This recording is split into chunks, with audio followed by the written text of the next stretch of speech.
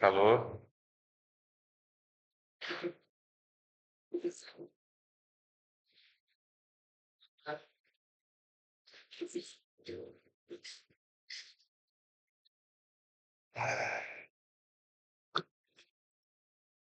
Camila, Clara, Sara e João, Marcos.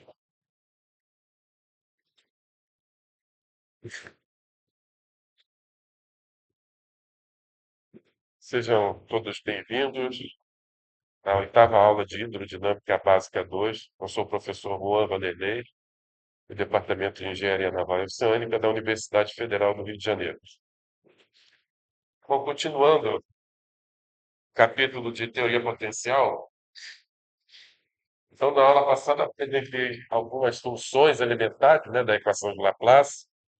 Fonte, sumidouro, escoamento uniforme, vórtice potencial, né? Hoje eu vou apresentar para vocês o dipolo, né? E agora, vamos considerar aqui uma fileira infinita de vórtices, tá? Aqui você tem o eixo Y e eixo X. E você tem uma fileira infinita, né? Para menos infinito e para mais infinito, né? De vórtices equidistantes de uma distância A, tá? Quer dizer, a distância entre as fontes é A, que é a constante, e a intensidade das fontes, não, dos vórtices, né, desculpa, é K. A intensidade é K e a distância entre dos vórtices potenciais é a distância A, tá? Muito bem.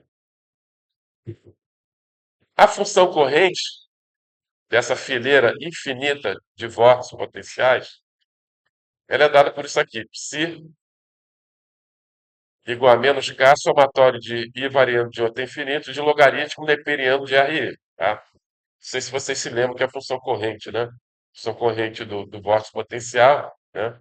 É menos K logaritmo neperiano de RE, onde K é gama, que é a circulação, dividido por 2π. Então, como você tem uma série infinita, né, de vórtices potenciais, você tem que fazer o somatório I variando de 1 até infinito, logaritmo neperiano de RE, onde RE por exemplo, se você quer saber o valor da função corrente em um ponto P qualquer,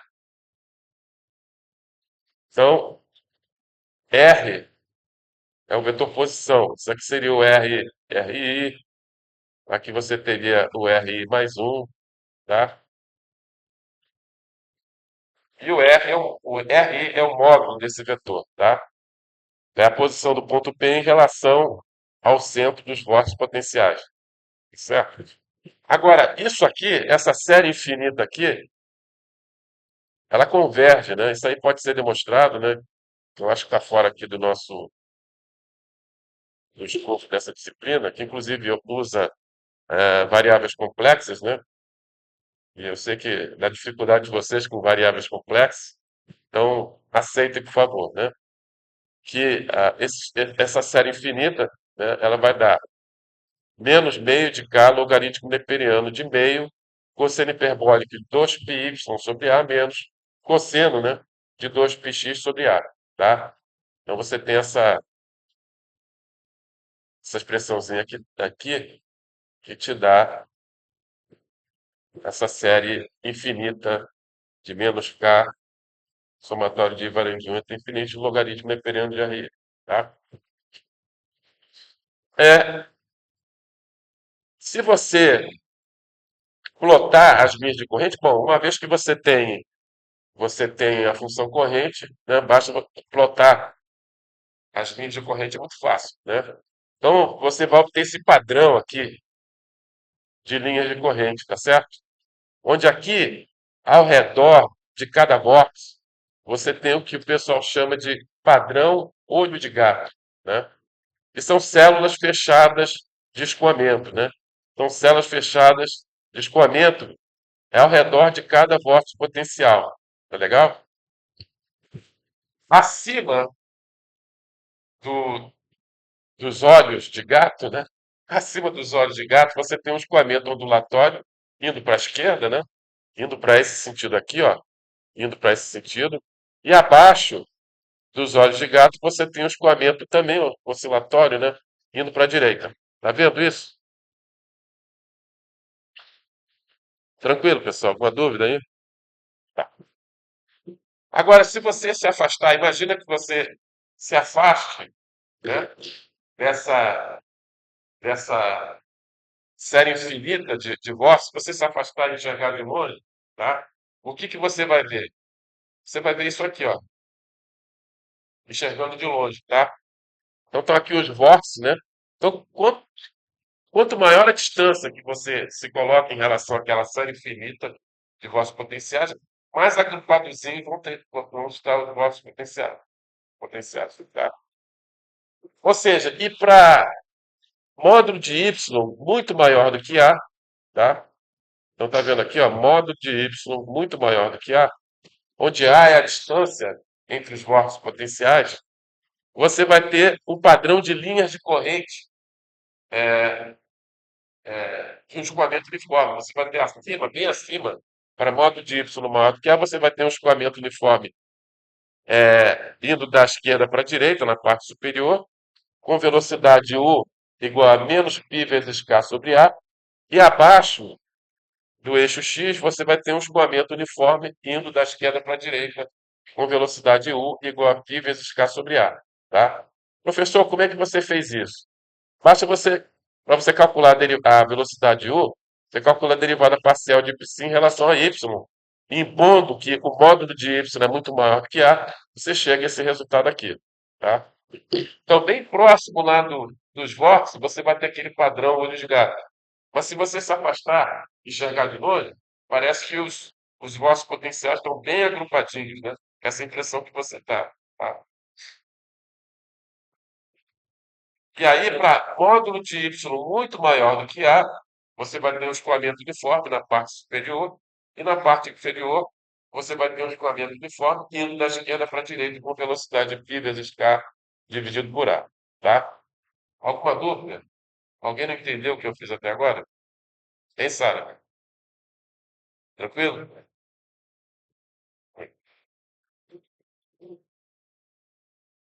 Ah, a gente pode demonstrar, né, quando a fileira de Gauss é vista de longe, o escoamento é uniforme para a esquerda na parte de cima e uniforme para a direita na parte de baixo. Os vórtices ficam tão adensados que se acumulam em uma lâmina, lâmina de vórtice, tá? Lâmina de vórtice, com intensidade gama igual a 2π vezes K dividido por A, tá?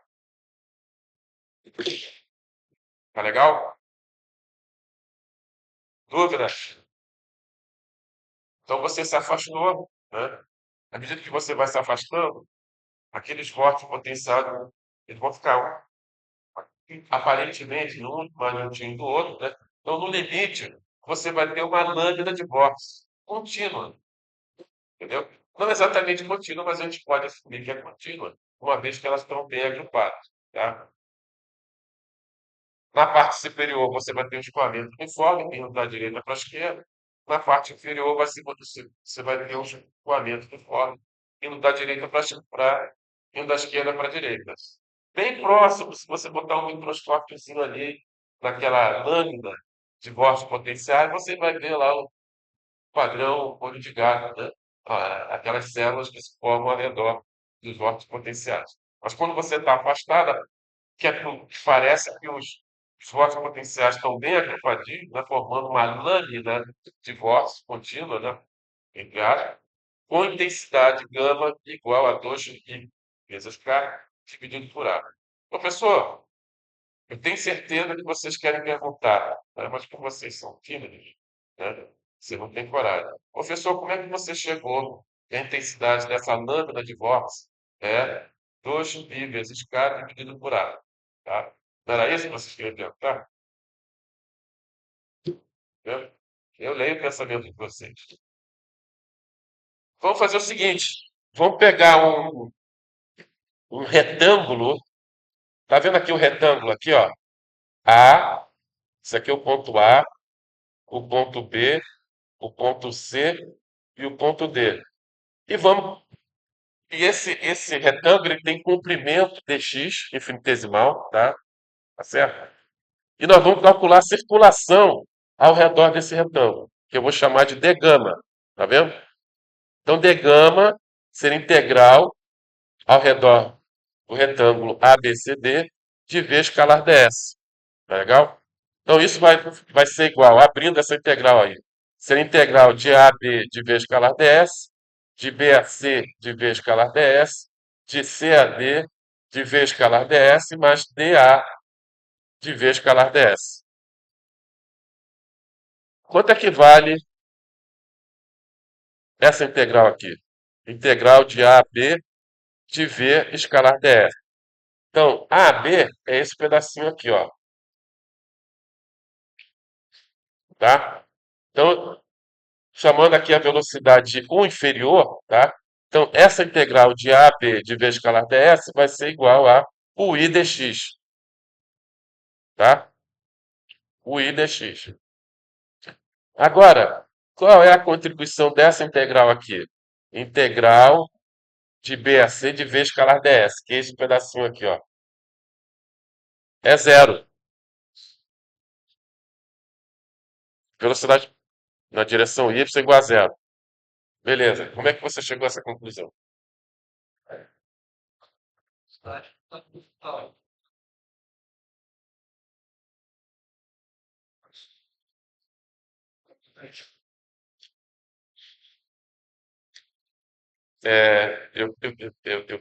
Você não provou que a velocidade vertical é igual a zero, né? Hã?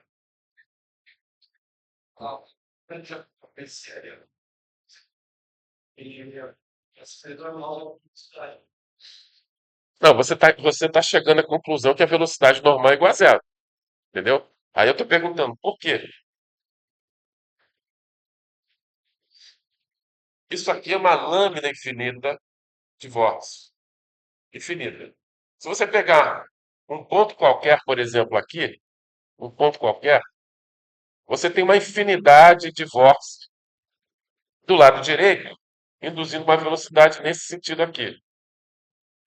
E do lado esquerdo, você tem uma infinidade de vórtices, induzindo também uma velocidade no mesmo sentido. Então, o lado esquerdo, se você pegar toda a velocidade induzida no ponto, nesse ponto aqui, pela, pela lâmina à esquerda, ele vai te induzir uma velocidade para cima, concorda? E a lâmina da direita? Vai induzir uma velocidade para baixo com o mesmo módulo, tá? Só que apontando para baixo, com a mesma magnitude. Por quê? Porque o número de volts que você tem à direita é infinito, na esquerda também é infinito, então vão induzir velocidades iguais, só que opostas. Entendeu?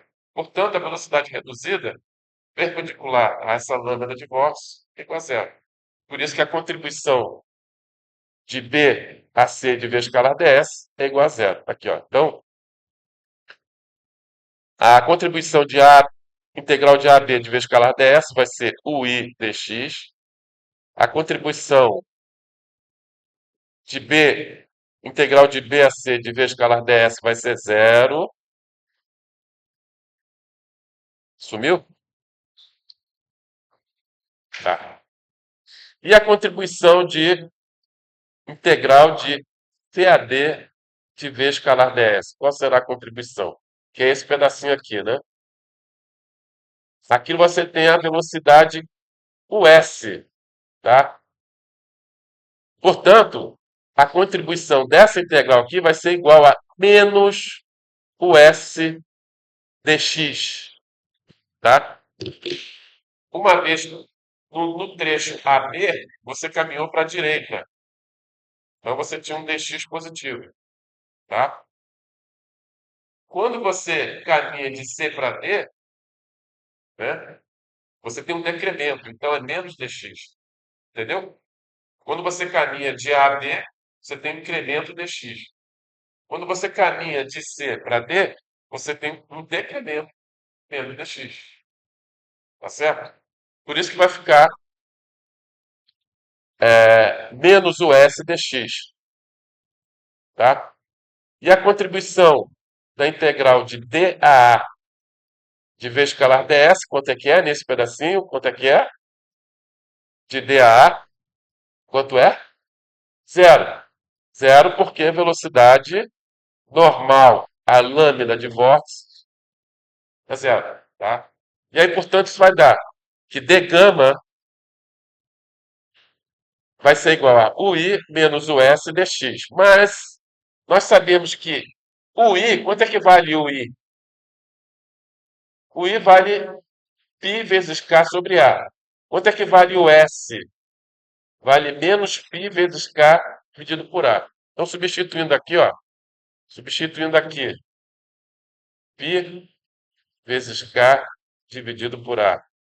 E substituindo aqui, menos π vezes K dividido por A, né? Menos com menos dá mais, isso aqui vai dar 2π vezes K dividido por A dx. Tá? Dividindo todo mundo por dx, isso vai dar d gama dx igual a 2π vezes K dividido por A. Esse d gama dx é o que eu chamei de intensidade da lâmina de Hawking. Tá? Entendendo? Então, calculando a circulação nesse retângulo elementar ABCD, nós chegamos e demonstramos que a intensidade da lâmina de vórtice, que é d gama sobre dx, vai ser igual a 2 vezes π vezes k dividido por A, como eu já tinha falado antes. Tá? Então, essa é a intensidade da lâmina, né? Então, uma lâmina de vórtice pode simular um formato de corpo fino. Tá? Por exemplo, uma placa. Você pode simular o escoamento ao redor de uma placa usando uma lâmina de vórtice. Tá? Ou um aerofólio. Nós vamos utilizar isso futuramente, porque a gente for estudar a teoria do aerofólio fino, nós vamos utilizar uma lâmina de vórtice, tá? Para calcular o escoamento ao redor de aerofólio. Certo? Então, estou apresentados aqui a lâmina de vórtice. Bom, vamos falar agora sobre dipolo, né? O que, como é que você obtém o dipolo? O dipolo é uma solução da equação de Laplace, né?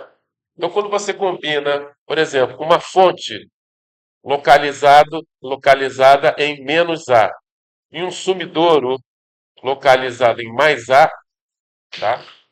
Quando você faz o limite, quando A tende a zero, você vai obter o que a gente chama de dipolo. Tá legal? Como a fonte e o sumidouro são soluções da equação de Laplace, tá? A soma de uma fonte e um sumidouro também vai ser a equação de Laplace. Portanto, o dipolo é a solução da equação de Laplace. Tá? Então, a função corrente dessa combinação de uma fonte localizado em menos A e de um sumidouro localizado em mais a função corrente vai ser dada por m θ1 menos θ2, onde θ1 é esse ângulo e θ2 é esse ângulo aqui, tá? Isso aí em coordenadas polares, certo? Onde m é a intensidade da fonte. Alguém se lembra qual é o valor de m? Isso aqui é sobre 2π, né? Onde Q é a vazão por unidade de comprimento. Na verdade, o Qzinho, né, é a vazão dividido pelo comprimento da fonte, né? Tá? Então, o Qzinho é a vazão por unidade de comprimento. Tá certo? Bom, então, o psi dessa combinação de uma fonte localizada em menos A, né? Menos A, um sumidouro localizado em mais A, né? A função corrente, como eu falei para você, vai ser m θ1 menos θ2. Ou eu posso escrever dessa forma também, menos m θ2 menos θ1. Eu vou chamar θ2 menos θ1, vou chamar de delta θ. Tá legal? Agora, vou observar esse triângulo aqui. Quer ver? Esse triângulo. Triângulo. Chamar esse ponto aqui de ponto P. Chamar esse ponto aqui de ponto A. Chamar esse ponto aqui de ponto B. E vamos chamar esse ponto aqui de ponto C. Então, observem aqui o triângulo PAC. PAC. Desse triângulo PAC, o seno de delta θ, né? Esse aqui é delta θ. Se esse ângulo aqui é θ1 e se esse ângulo aqui é o θ2, esse ângulo aqui interno é o delta θ, concorda? Concorda mesmo? Porque veja bem que, geometricamente, esse θ2 vai ser igual à soma dos triângulos internos do triângulo. O triângulo externo é igual à soma dos triângulos externos, né? Internos. Então isso aqui vai dar θ1 mais delta θ, tá? Ou seja,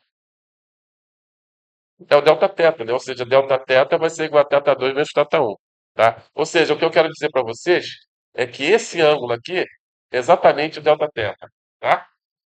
Tá legal? Enxergaram isso? Então, no triângulo PAC, o seno de delta θ vai ser igual a B, onde B é a distância do ponto A ao ponto C, dividido por R2, onde R2 é a distância do ponto C ao ponto P. Então, seno de delta θ vai ser igual a B sobre R2. Enxergaram isso? Tá? Agora, no limite, quando A tende a zero, no limite, quando A tende a zero, o que vai acontecer com delta θ?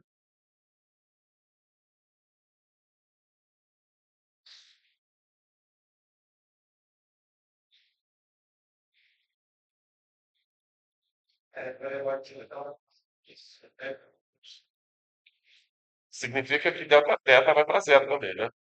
No limite, quando A vai para zero, delta θ vai para zero. Legal? Ou seja, seno de delta θ é aproximadamente igual a delta θ. Portanto, delta θ é aproximadamente igual a B sobre R2. Agora, no triângulo ABC,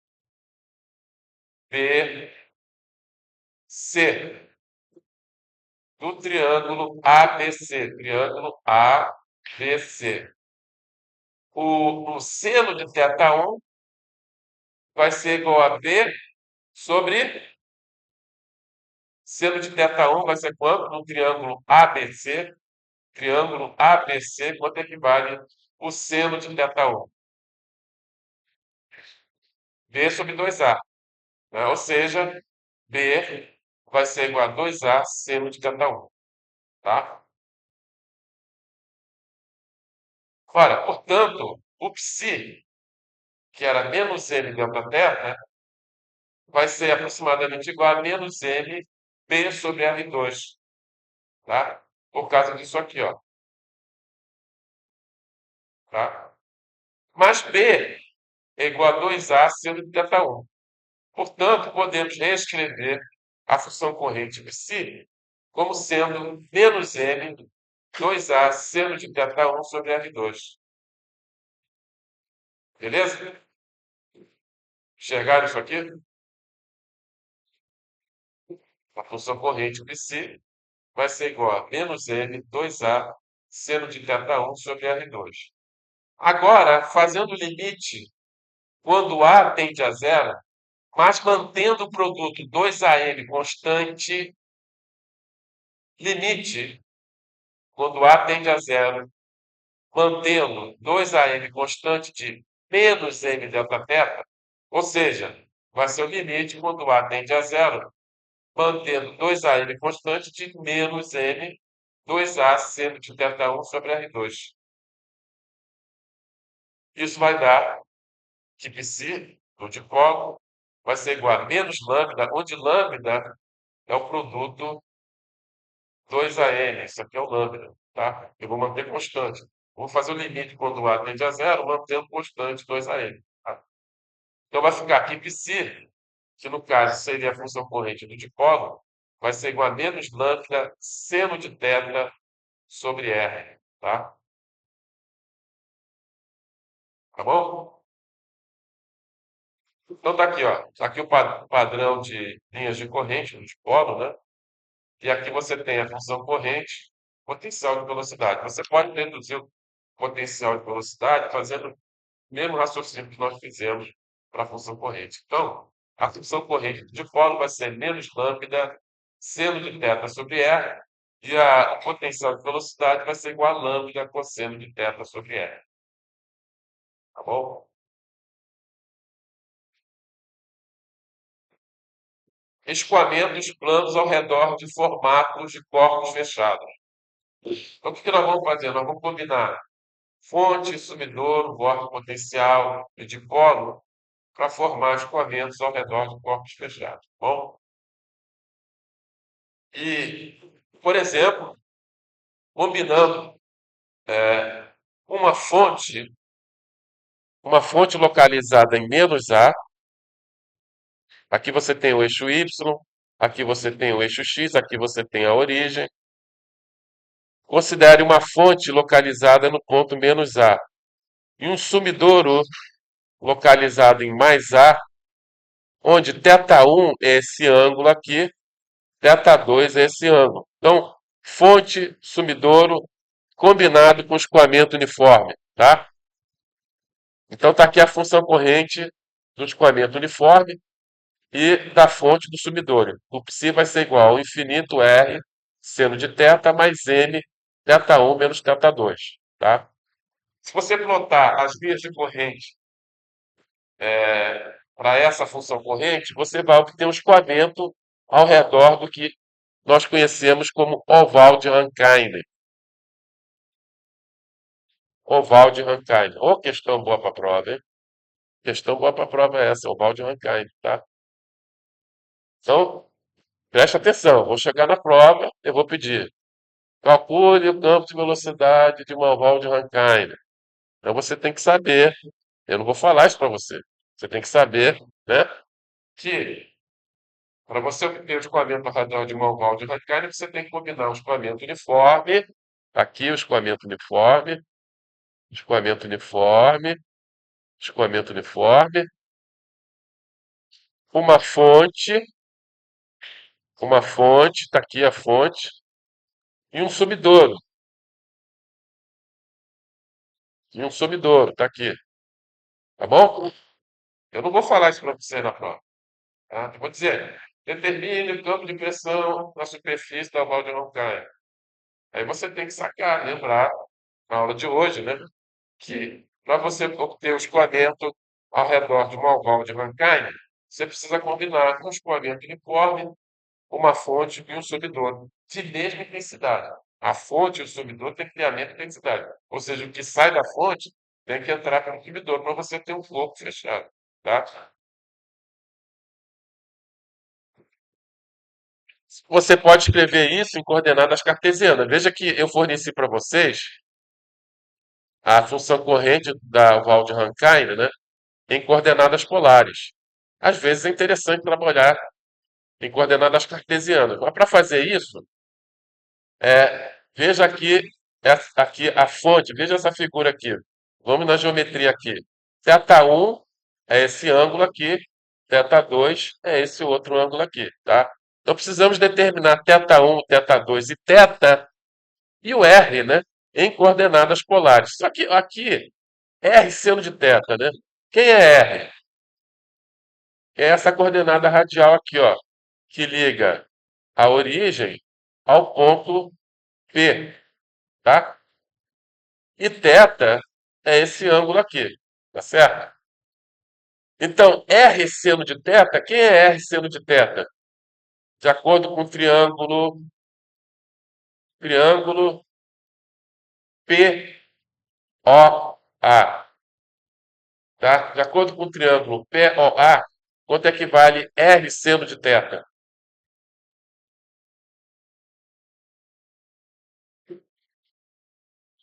Y, que é essa altura aqui, ó, Y vai ser igual a R seno de θ. Concorda? De acordo com o triângulo POA. Viram isso? Logo aqui, ó, aqui é fácil, né? Você converter para coordenadas cartesianas. Isso aqui é o Y, certo? Agora, precisamos do θ1 e θ2 em coordenadas cartesianas. Como é que eu vou fazer isso? Vamos de novo lá na figurinha. Vamos voltar para a figurinha. Vou tirar um pouquinho dessas coisas aqui, para não confundir vocês, tá? Vamos à figurinha. Então, olhando o triângulo PA, esse aqui é o ponto A e esse aqui é o ponto B, né? Não, na verdade não. B seria esse aqui. Desculpa, B seria esse ponto aqui. Triângulo PAB. Quanto vale o seno de θ1? De acordo com o triângulo PAB, quanto vale o seno de θ1? Ô, questão boa para a prova, hein?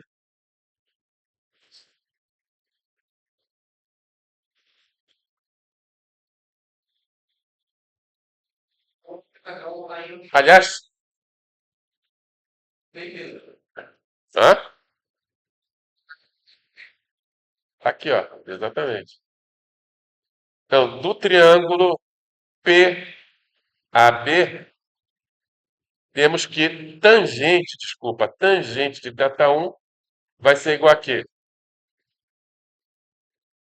A y dividido por tudo isso aqui, ó. E tudo isso aí vale.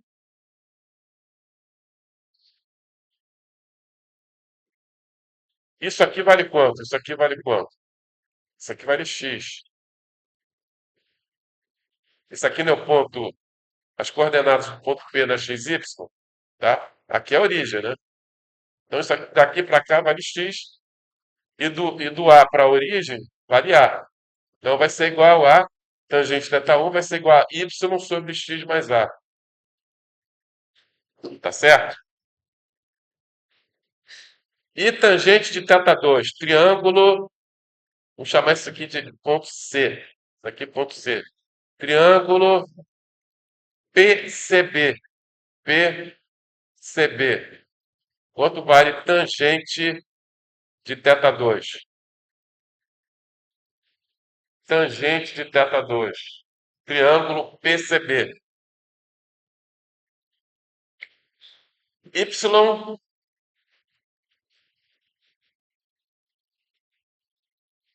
Y sobre x menos A. Não é isso? Y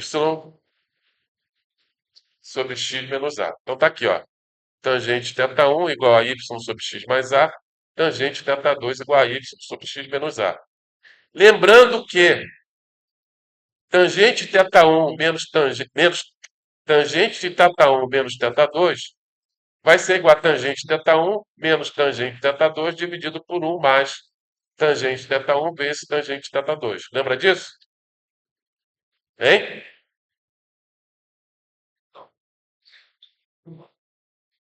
Pô, isso é ensino médio, né? Então, substituindo aqui tangente de θ1, ó, em termos das coordenadas cartesianas, aqui, a gente chega à conclusão que θ1 menos θ2 vai ser o arco tangente de, no numerador, y sobre x mais a, menos y sobre x menos a, no denominador, 1 mais y ao quadrado dividido por x2 menos a2. Enxergaram isso?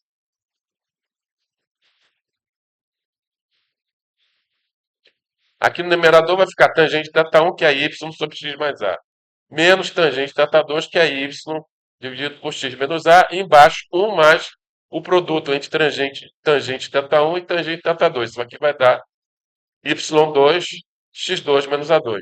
Beleza? Ou seja, θ1 menos θ2, que é o que a gente quer em coordenadas cartesianas, vai ser igual ao arco tangente de menos 2ay dividido por x2 mais y2 menos a2. Tá?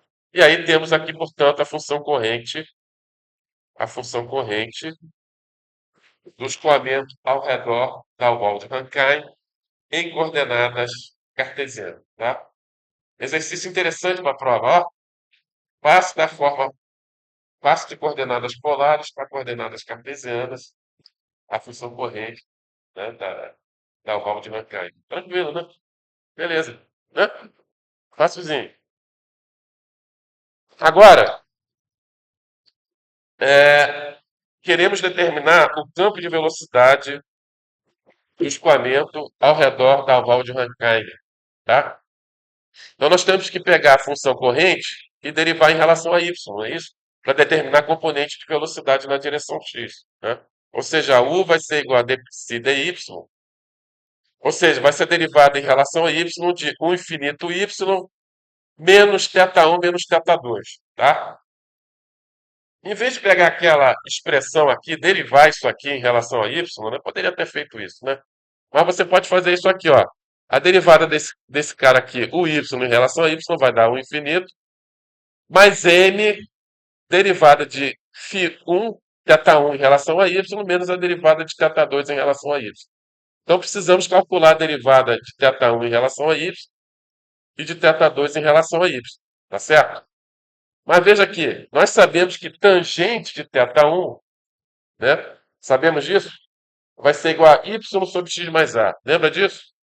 Do slide anterior?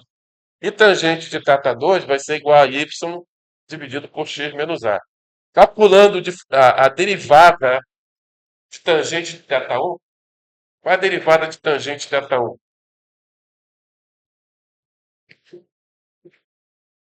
A derivada de dy, dρ y, de tangente de θ1, isso aqui vai ser o quê? Lembrando que θ1 é função de y, tá? Isso aqui vai dar o quê? Derivada de tangente vai dar secante ao quadrado de θ1 vezes dρ θ1 sobre dρ y, certo? E isso vai dar o quê? Em relação a essa equação aqui, ó. Isso vai dar, derivamos o lado esquerdo, tá certo? Agora derivando o lado direito em relação a y, quanto é que vai dar? 1 sobre x mais a. Derivada de y sobre x mais a em relação a y vai dar 1 sobre x mais a. Secante é 1 sobre cosseno. Então, secante ao quadrado vai ficar 1 sobre cosseno ao quadrado. Passando para o outro lado, no numerador, isso aqui vai dar dρ θ1 sobre dρ y vai ser igual a cosseno ao quadrado de θ1 dividido por x mais a. Fazendo a mesma coisa com tangente de θ2, podemos obter que dρ θ2, dρ y vai ser igual a cosseno ao quadrado de θ2 dividido por x mais a. Tá? Só que do triângulo, desse triângulo aqui, ó, PAB, não, B esse cara aqui, do triângulo PAB, do triângulo PAB. Do triângulo PAB, você tem que cosseno de θ1 vai ser igual a quê? A x mais a dividido raiz quadrada de x mais a ao quadrado mais y2. Ou seja, na verdade, o cosseno de θ1 vai ser igual a x mais a dividido pela hipotenusa, que é R1. Tá? E R1, por sua vez, vai ser igual a quê? Raiz quadrada de x mais a ao quadrado mais y2. Tá? Então, cosseno de θ1 vai ser igual a x mais a dividido por raiz quadrada de x mais a ao quadrado mais y2. Concorda que o R1 vai ser igual a raiz quadrada de x menos mais a, no caso, porque aqui o ponto aqui é menos a, então vai ficar mais a ao quadrado mais y2, tá vendo? Então, o cosseno de θ1 vai ser o cateto adjacente, que vai ser x mais a, dividido pela hipotenusa, que vai ser raiz quadrada de x mais a ao quadrado mais y2. Está aqui, ó, cosseno de θ1. Da mesma forma, podemos calcular o cosseno de θ2 no triângulo, no triângulo PCB. Então, do triângulo PCB, nós temos que cosseno de θ2 vai ser igual a x menos a dividido por raiz quadrada de x menos a ao quadrado mais y2. Substituindo aqui, para eliminar o cosseno, temos que dρ θ1 sobre dρ y vai ser igual a x mais a dividido por x mais a ao quadrado mais y2. E dρ θ2 dρ y vai ser igual a x mais a dividido por x menos a ao quadrado mais y2. Tá? Opa! Conseguimos obter ó, o que nós queríamos. Tá? Então, substituindo aqui, vamos obter aqui a componente de velocidade na direção x, tá? Em coordenadas cartesianas. Aqui, ó.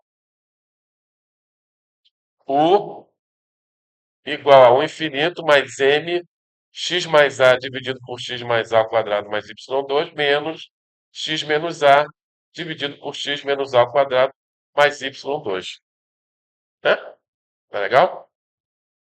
Cara, tivemos a componente de velocidade na direção x, né, do escoamento ao redor da oval de Rankine, de forma perfeitamente similar, tá? Você consegue obter aqui a componente de velocidade na vertical em coordenadas cartesianas. Hã? Bem mais trabalhoso? Não, é a mesma coisa, cara, a mesma coisa. Derivado em relação a x. Ah, bom, no caso do denominador, né? O x, não, tudo bem, isso aí vocês fazem de olhos fechados. Derivada da razão, pô. Ou seja, sabe o que você pode fazer? Você gera uma malha computacional cartesiana, calcula os pontos nos nós da malha, calcula as velocidades do IV nos nós da malha, lê lá no tecplot e vê o que vai acontecer. E plota o campo de velocidade. Você vai obter o campo de velocidade ao redor do oval de Rankine. Legal, né? Entendeu o que eu falei? Deveria. Ponto de estagnação. Ponto de estagnação. Vamos lá. Ponto de estagnação. Ponto de estagnação, por definição, é o ponto em que a velocidade é igual a zero. Tá? O IV é igual a zero. Então vamos pegar as duas componentes de velocidade que nós calculamos anteriormente e igualar a zero. Tá? Então, da segunda equação, né, y igual a zero. Tá? E da primeira equação, resolvendo para x vai ser igual a mais ou menos a raiz quadrada de 1 mais 2m sobre o infinito a. Ou seja, esses dois pontinhos aqui. Estão aqui as coordenadas desses dois pontos aqui. Ponto de estagnação 1, ponto de estagnação 2. Da oval de Rankine. Tá? Viram? Então você já sabe o que é ponto de estagnação. Deveriam saber, né? De hidrobásica 1, né? Vocês devem ter visto isso em hidrobásica 1. Então, está aqui a definição de ponto de estagnação. É o ponto onde a velocidade é igual a zero. Tá bom? Ombro da oval. Será que oval tem ombro? Bom, o White chama de ombro esse ponto aqui, ó. Tá? Esse ponto aqui e esse ponto aqui, tá? Queremos determinar a coordenada x e y do ombro da oval de Rankine. Qual é a coordenada x?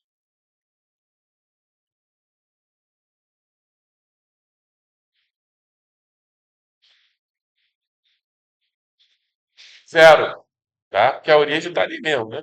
O eixo y está aqui, ó. O eixo y está aqui, ó. O eixo y está aqui, tá? Então, zero. X igual a zero. Aqui é x, né? Aqui é o eixo x.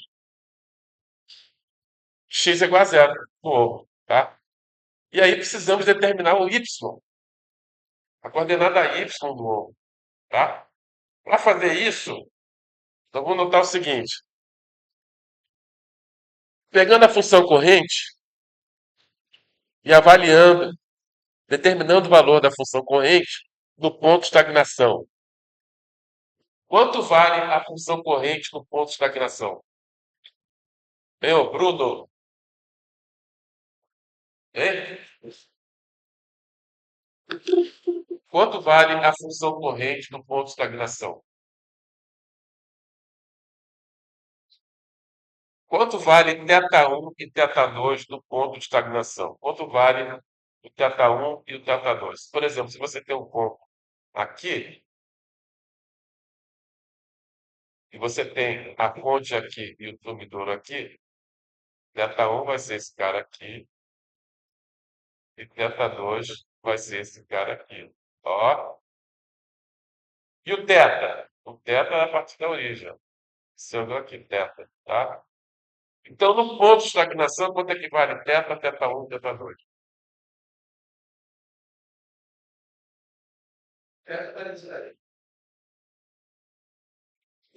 Nesse ponto de estagnação aqui, ó. Nesse ponto de estagnação aqui, esse aqui. Chamar aqui de S1. Quanto vale θ, θ1 e θ2?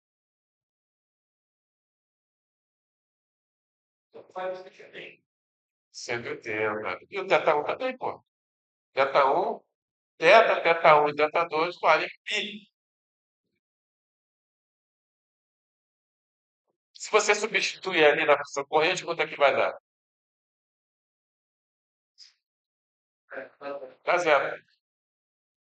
Então, no ponto de estagnação, a função corrente vale zero.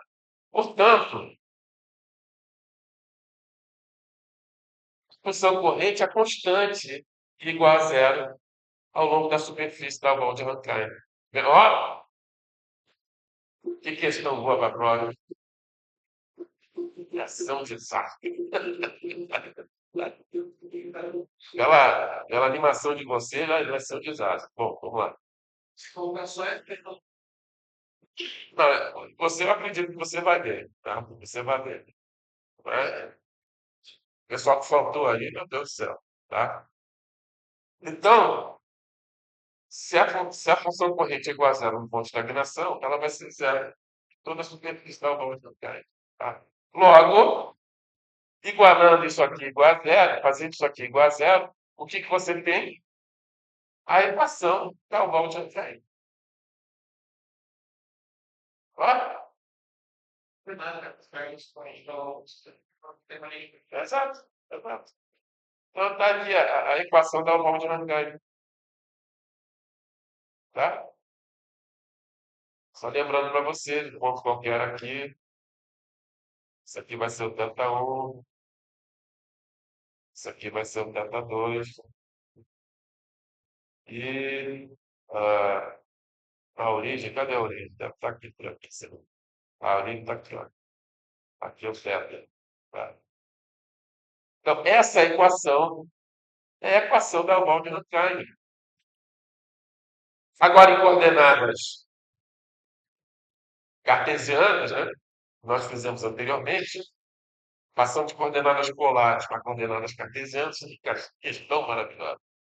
O φ vai ser igual a 1 infinito vezes y mais m arco tangente de y sobre x mais a menos arco tangente de y sobre x menos a igual a zero. Aí a equação da oval de Rankine em coordenadas cartesianas. Tá? Fazendo x igual a zero e resolvendo para y, nós determinamos a coordenada y da oval de Rankine. Tá? Que eu vou chamar de h. Vou chamar de a altura do ombro, vou chamar de h. Tá? Vou chamar de h, aqui, né? Y igual a h em x igual a zero. Aí você obtém essa equação. É uma equação transcendental, né? Ou seja, aqui você vai ter duas vezes arco tangente, né? De h sobre a, né? E aí, portanto, h sobre a vai ser igual a menos tangente de h sobre a dividido por 2m dividido por infinito vezes a. Aqui, uma equação transcendental, você só resolve, por exemplo, utilizando Newton Raphson, tá? Para determinar a altura do ombro dá o golpe no Rankine. Tá? Uma vez determinada a coordenada x, y, dá o golpe de Rankine, você pode calcular a velocidade naquele ponto, que vai ser a velocidade mínima, né? Vai ser a velocidade máxima. Que isso, professor? Poxa, como é que você é um negócio aí? Isso é a velocidade máxima, tá? Lá no ombro, da volta de Rankine, você tem a velocidade máxima. Isso, de acordo com o Bernoulli, você tem pressão mínima. Bernoulli, né? Ah, você não entendeu? Porque você tem um escoamento, né? Você tem um escoamento, aqui você tem um ponto de estagnação, né? À medida que você vem caminhando para cá, a velocidade vai aumentando. Vai aumentando, ela atinge o valor máximo aqui do ombro. Matematicamente, você só resolver essa equação aí, só calcular aqui, ó. Mas você pode observar o seguinte, olha só, vou te mostrar fisicamente, tá? Observe que as linhas de corrente aqui no próximo ao ombro, elas são mais próximas do que do escoamento montante. Então, por exemplo, aqui você a distância desse ponto para esse ponto aqui, ela é menor. Você tem essa linha de corrente que vem aqui por cima, né? Então veja que essa distância aqui é menor do que essa distância aqui. Tá vendo? Como você não tem escoamento atravessando a linha de corrente, a vazão é constante. Concorda? Ou seja, se a vazão é constante e você diminuiu a área, a velocidade tem que aumentar. Tá? Por conservação de massa. Legal? Bom, uma vez que você tem a altura do ombro, Galvão de Raikkonen, você pode substituir aqui, ó, no lugar de Y, né? E fazendo x igual a zero, né? Fazendo x igual a zero, você vai chegar. O max vai ser igual a 1 infinito mais 2n A sobre A2 mais H2, tá? Então temos aqui essa expressãozinha que permite você calcular a velocidade máxima do ombro da oval de Rankine, tá? Cara, eu acho que uma coisa interessante que vocês deveriam fazer, tá? Gerar uma malha cartesiana dimensional, tá? Vocês fizeram programação, pelo amor de Deus, você tem que saber fazer isso. Gera uma malha computacional, tá? Põe domínio lá de menos 10 até 10 em x, de menos 10 até 10 em y. Gera uma malha cartesiana, calcula um ΔX e ΔY igual, por exemplo, igual a 20 sobre 100, por exemplo, e gera os pontos da malha. Tendo as coordenadas x e y dos pontos da malha, você pode calcular as duas componentes de velocidade. Hã? Faz uma lei dimensional. Tá? E aí você gera um arquivo de dados x, y, u e v. Tá? E joga no backplot para você ver. Você consegue ver as linhas de corrente, vetor velocidade. Você pode até calcular uma pressão através de Bernoulli. É uma coisa que vocês deveriam tentar fazer isso. Tá? Era um projetinho interessante de vocês fazerem, mas eu não faço isso, sabe por quê? Porque um vai fazer um programa e o resto vai copiar, já tem essa experiência limpando. Tá? Então, não adianta nada, né? É... Bom, exercício número 5. Vamos lá, considere o campo de velocidade bidimensional, U igual a menos BY, V igual a BX, onde B é uma constante. Se esse escoamento tiver uma função corrente, encontre a sua forma. Se tiver um potencial de velocidade, encontre-o também. Calcule a velocidade angular local do escoamento, se houver, né? E descreva o que esse escoamento pode representar. Tá legal? Então a ideia é o que ele está pedindo. Calcule a função corrente, calcule o potencial de velocidade. Então, calculando aqui a função corrente, a gente sabe que U vai ser igual a dψdy, que vai ser igual a menos by. E V é igual a menos dψdx, que vai ser igual a bx. Integrando da primeira equação, você tem que psi vai ser igual a menos b, y2 sobre 2 mais, g, mais gx. né? Da segunda equação, você tem que π vai ser igual a menos b x2 sobre 2. Pô, a primeira equação está dizendo, olha, o psi é isso aqui mais uma função de x. E a segunda está dizendo, ó, vai ser essa função de x mais uma função de y, tá? Pô, salta aos olhos, né, que o psi vai ser dado por menos b sobre 2, x2 mais y2, mais uma constante para generalizar, tá? Entenderam? Forma de raciocínio? Entendeu, Ricardo? Tá bom, tá?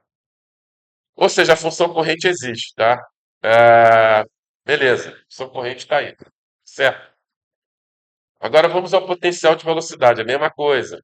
O U vai ser igual a dφ dx, vai ser igual a menos by, né? E o V vai ser igual a dφ dy, que vai ser igual a bx. Integra as duas. Você tem que φ da primeira equação vai ser menos b yx mais uma função de y. E a segunda equação, o φ vai ser igual a menos bxy mais uma função de x. Tá? Ou seja, não tem, né? Potencial de velocidade. Tá? Não tem potencial de velocidade. Certo? Porque aqui em cima você obteve menos byx e aqui embaixo você obteve mais bxy. Tá? Então não tem como aqui você definir uma função, um potencial de velocidade que satisfaça as duas condições. Não tem. Tá? Ou seja, não existe potencial de velocidade. Não existe potencial de velocidade. Não existe. Não existe potencial de velocidade. Tá?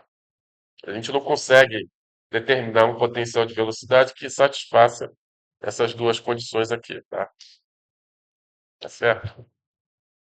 Não tem como. A não ser que B seja igual a zero, mas o B para B diferente de zero não tem como você satisfazer essas duas equações aí, tá? Então não existe potencial de velocidade, tá? Ou seja, se não existe potencial de velocidade, o escoamento é rotacional, tá? O escoamento é rotacional.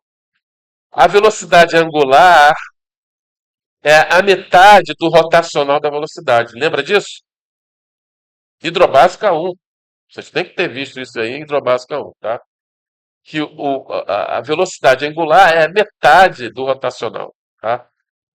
Então, calculando aqui, ó, então vai ser meio do determinante é, dessa matriz aqui, tá? Isso vai dar meio dρ sobre dρx de bx, tá? Dρ sobre dρy de by, tá? Isso aqui vai dar x, isso aqui vai dar b, isso aqui vai dar b também, tá? Derivada parcial, esse dρx é a derivada parcial em relação a x, tá? E esse dρy é a derivada parcial em relação a y. Então, derivada parcial em relação a x de bx vai dar b.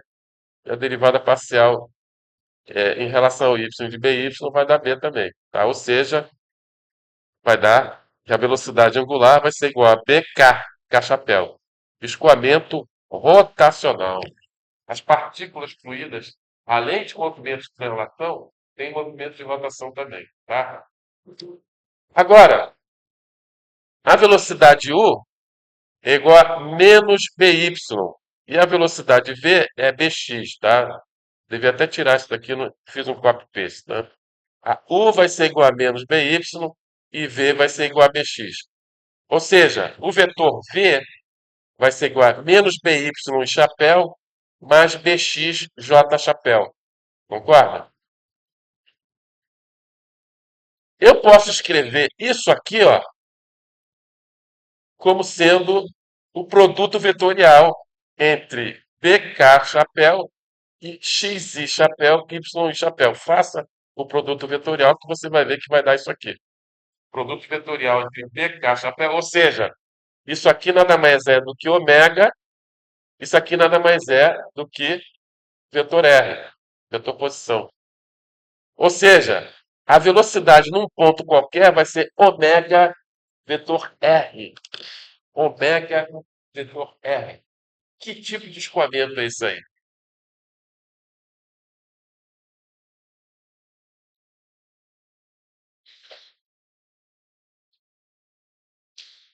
Isso aí representa o movimento de corpo rígido, né? Ômega vetor R, cara. Lembra disso? Física, física clássica, mecânica, que a velocidade é igual a ômega R. Lembra disso? Ômega vetor R. Hã? Isso. Esqueceram disso. Hã? Ah, pois é. Tem um escoamento na forma de corpo rígido, tá? Ou seja, imagina, por exemplo, vamos tomar como exemplo, tá? Um disco, e você tem um elemento de fluido aqui, e ele está girando nesse sentido aqui, tá? Segurando. Verificamos com possível graus de concentração no ar equivalente a 290 Hz. Meu amigo, todo dia eu recebo esse tipo de mensagem, meu amigo. Pô, todo dia. Todo dia eu recebo essa mensagem. Esses caras estão. É bandido querendo, né, roubar as pessoas aí. Dizendo que fizeram um saque da minha conta corrente de R$ 3.000. Todo dia eu recebo isso aí. Então, a chance disso aí ser verdade é nula. É, agora, imagina que esse disco ele girou e a partícula está aqui, ó. Vamos reforçar essa linhazinha aqui, ó. Quando o disco girar, esse lado do elemento aqui vai estar aqui, concorda?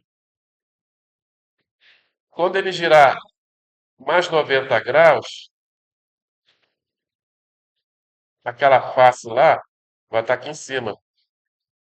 Então você vê que quando o disco está girando, se você tem um elemento ali de área, aquela área ela tem movimento de rotação. Então, se você tem um escoamento na forma de movimento de corpo rígido, tá? Significa que os elementos de fluido eles estão girando também. Pneu rodando. Você pode pensar, por exemplo, o ar dentro, entendeu? O ar dentro do pneu girando, boa ideia, tá? Tirando o transiente, né? Inicialmente vai ter um transiente, mas depois, se você fixar a velocidade, aquilo lá vai girar na forma de corpo rígido, tá? Escoamento no interior do pneu, tá? E se você pegar uma partículazinha, né, e você acompanhar, você vai ver que ela está girando, ela tem movimento de rotação. Então, é um escoamento rotacional, tá? É um escoamento rotacional, portanto, por isso que a gente não conseguiu encontrar o potencial de velocidade. Você só vai conseguir potencial de velocidade quando o escoamento for irrotacional. Viram como é interessante esse exercício? Tá? Boa questão para a prova, né? Senhores, muito obrigado por participarem da aula de hoje, né? A oitava aula de Hidrodinâmica Básica 2. Então, na semana que vem, nós apresentaremos a aula 9, que trata de escoamento ao redor de cilindros, tá? Nós vamos combinar dipolo com escoamento uniforme. Isso vai gerar um escoamento ao redor de cilindro e isso vai cair na prova, tá? Estou avisando que vai cair na prova, tá? Senhores, muito obrigado por acompanhar o nosso canal, tá? Nos vemos então na quarta-feira, tá bom? Um abraço a todos. Tchau.